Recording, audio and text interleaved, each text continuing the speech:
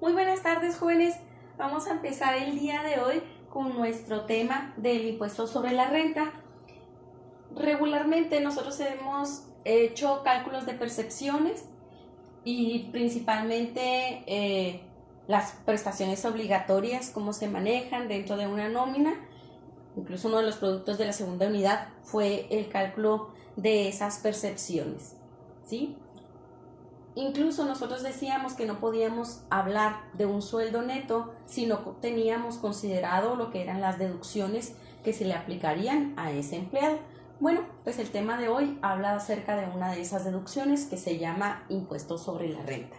El impuesto sobre la renta, jóvenes, es un gravamen o un impuesto que alcanza a todo lo que se produce por el trabajo personal o bien el trabajo asalariado. A diferencia de otros impuestos, cabe hacer mención que el ISR no se paga, no vas tú como trabajador y lo pagas, sino que este impuesto es retenido a través de tu nómina y es enterado ante lo que es el Servicio de Administración Tributaria, el SAT.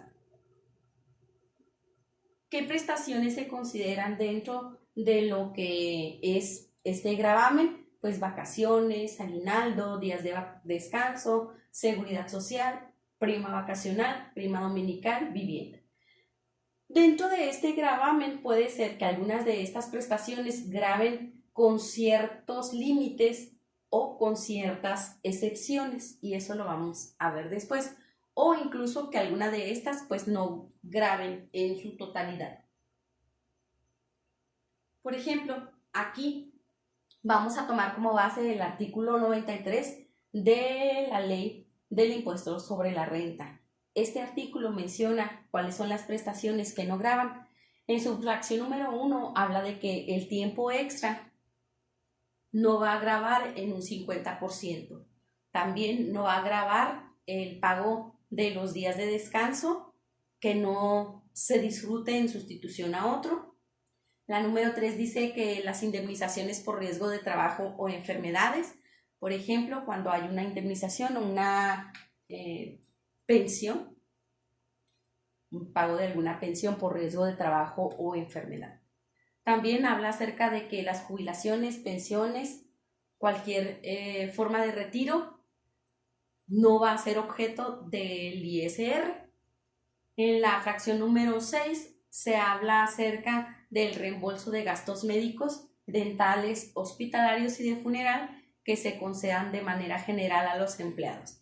En este caso, por ejemplo, es cuando alguien tiene la prestación de servicio dental y le ocurre un accidente y tiene que realizarse algún trabajo dental, pues le hacen un reembolso. Al hacerle el reembolso, no se va a aplicar ningún impuesto. Bueno, el impuesto del ISR, concretamente.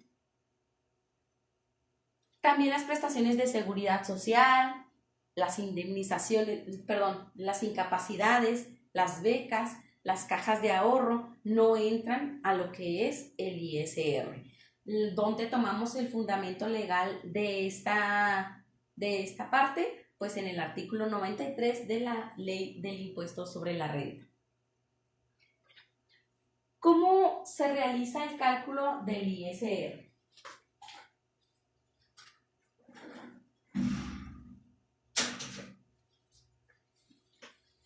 Para llevar a cabo el cálculo del ISR, el Servicio de Administración Tributaria pone a disposición de los patrones y los contadores unas tablas en las cuales sirven de guía para considerar lo que es el ingreso gravable y se aplica una estructura de cálculo que ya está definida.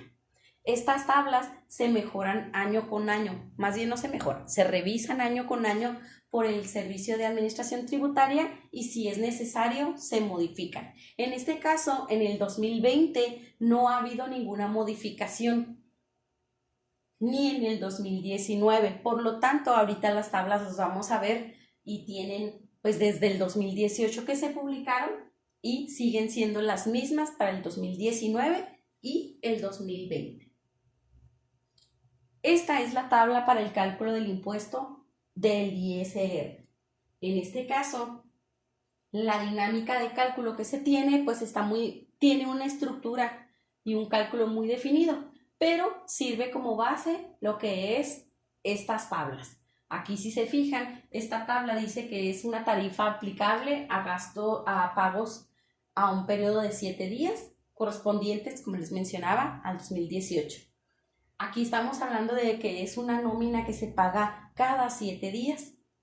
El SAT tiene tablas diarias, semanales, decenales, quincenales, según el periodo de pago que se establezca en cada una de las empresas. Se toma como base o como guía para el cálculo del ISR la tabla que corresponda. Aquí vemos que esta tabla tiene 4 columnas. En primer lugar está el límite inferior, posteriormente el límite superior, luego sigue una cuota fija y un porcentaje que se aplica en el excedente del límite inferior. ¿Qué quiere decir esto? Bueno, pues para nosotros realizar el cálculo tenemos que considerar dentro de esta tabla dónde se encuentra ubicado nuestro ingreso dentro de este límite inferior y dentro de este límite superior. Buscamos dónde se contiene ese ingreso que nosotros tenemos como resultado de las percepciones recibidas de un empleado, por ejemplo, y nos vamos a considerar todo el renglón que se está manejando. Donde encontremos la cantidad que nosotros estemos considerando como ingreso del periodo, vamos a trabajar con toda la línea que sigue para estar viendo lo que es la cuota fija y el porciento para aplicarse sobre el excedente del límite inferior. También, aparte de esta tabla del ISR, se aplica un subsidio. ¿Qué quiere decir un subsidio? Bueno, cuando la cantidad de impuesto de ingreso no es tan alta, en lugar de quitarle un impuesto a ese empleado, se le entrega una cantidad de dinero.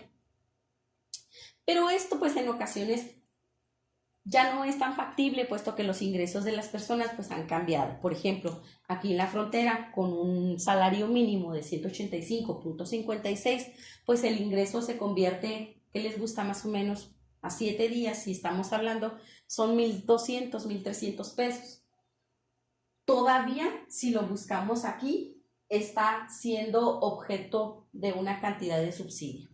Pero si se pasa de 1,699.89 el ingreso que queremos calcular o la suma de las percepciones que queremos aplicar el ISR, si se pasa de 1,699.89 ya no va a tener ningún subsidio.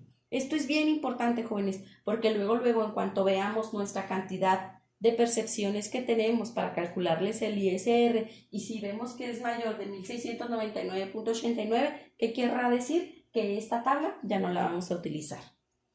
Pero bueno, estas dos tablas nos sirven para llevar a cabo el cálculo del ISR de acuerdo a esta estructura. En primer lugar, nosotros tenemos que establecer el ingreso del periodo. En este caso, para este ejemplo, son 8,239. Si ustedes se fijan, nosotros dijimos que íbamos a identificar en qué renglón de la tabla del ISR estaba contenido nuestro ingreso del periodo.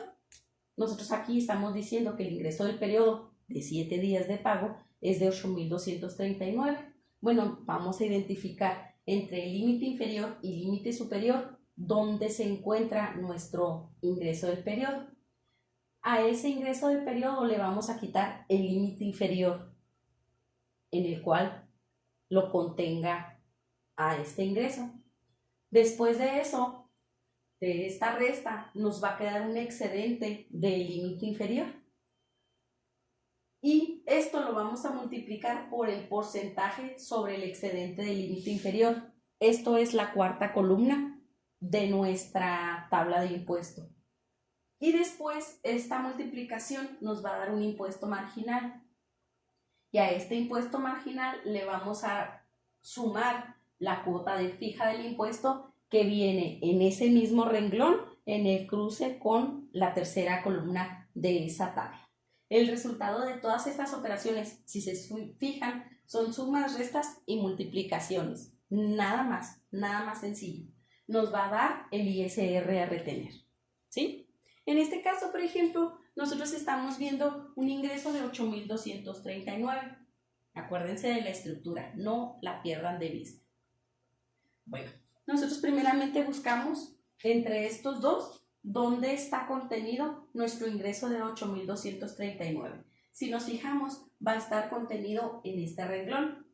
Bueno, pues a partir de este momento, este renglón no lo vamos a soltar para nada. Incluso pues lo podemos hasta señalar, porque todas esas cantidades que tenemos ahí nos van a servir para realizar nuestro cálculo según esta estructura. ¿Sí? Le vamos a quitar el límite inferior, vamos a tener un excedente, a ese excedente le vamos a aplicar un porcentaje, ese porcentaje aplicado al excedente nos va a dar un impuesto marginal y le vamos a sumar nuestra cuota fija de impuesto para que nos resulte el ISR a retener. Si todo esto fuera lo ideal, pues nosotros ya tendríamos el ingreso del periodo, que es el total de percepciones, 8,239, ¿sí? Y tendríamos el ISR a retener. Por lo tanto, ya podríamos decir que sí nos puede dar un sueldo neto porque ya tenemos la deducción del ISR. Por lo tanto, aquí hay que completar todo este ejercicio ahorita les voy a decir la actividad que vamos a hacer, y ya podríamos tener que el señor Arturo Torres tiene una retención que nos va a resultar aquí, por lo tanto va a recibir en su nómina un pago que va a ser igual a quitarle al ingreso del periodo el ISR a retener. ¿Sí? Ok. La actividad que ustedes ahorita van a hacer, número 1, inmediata, rápidamente, por favor, hay que tomarle una captura de pantalla, hay que tomarle una fotografía a esta tabla y tenerla a la mano. Si pueden, ya lo pueden hacer en este momento. Y también una captura de pantalla, una fotografía a esta tabla de subsidio. Una vez que lo hayan hecho, pues entonces, teniendo a la mano estas dos tablas, van a poder realizar el llenado de este cuadro y obtener los espacios vacíos debajo. Jóvenes, es bien importante que no olviden esta estructura. Todo este cuadrito se lo tienen que aprender para poder realizar el cálculo del ISR. En el examen, por ejemplo, cuando hagamos ejercicios, ustedes tienen que poner toda la estructura. No se vale que nada más vayan a poner cantidades así a buen calculador que son, y no sabemos qué se refiere, cuál es el concepto que tenga cada uno de esas cantidades. Vamos a tener que ser muy estructurados con este cálculo con el fin de que no nos perdamos. Posteriormente de esa primera actividad, este es el ejercicio número 1, tienen aquí otros 2 ejercicios que van a realizar y junto con el ejercicio de Arturo Torres los van a anotar en su cuaderno. Bueno, hasta aquí va a llegar mi explicación. Y a ustedes, para llevarse a casita, se les va a quedar leer esta parte para que puedan aplicar en la tarea lo necesario para los ejercicios que vienen. Esta parte a ustedes les va a tocar leer y aplicar en los ejercicios que se quedan de tarea, que es el cálculo del ISR en horas extras. Cómo trata la ley del impuesto sobre la renta a las horas extras. Vienen por ahí 3, 4 observaciones con respecto a las horas extras y ustedes las van a poner en consideración para realizar el cálculo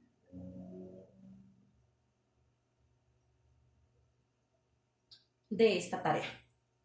Estos ejercicios se van a publicar como tarea, van a representar nuestro primer producto de esta unidad y con esto vamos a empezar ya nuestros trabajos. Bueno, jóvenes, es todo por mi parte. Les deseo que tengan una excelente tarde. Saben que quedo en espera de sus comentarios, ya sea a través de lo que es los comentarios de YouTube y también en nuestra plataforma, así como también en nuestro grupo de WhatsApp. Que tengan una excelente tarde, cuídense mucho. Ha sido un gusto compartir esta clase con ustedes. Gracias.